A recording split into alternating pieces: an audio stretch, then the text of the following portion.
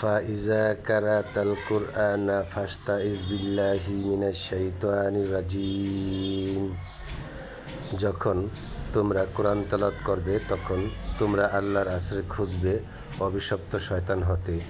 আল কুরআন সূরা আল নাহল আয়াত ৯৮। বিসমিল্লাহির রহমানির রহিম। পরম করুণাময় অসীম দয়ালু আল্লাহর নামে শুরু করছি।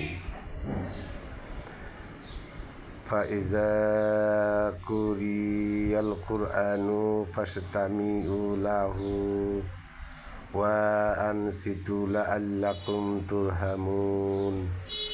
যখন তোমাদের সম্মুখে কোরআন পঠিত হয় তখন মনোযোগ দিয়ে শ্রবণ করো এবং চুপ থাকো যেন তোমরা রহমত প্রাপ্ত হতে পারো।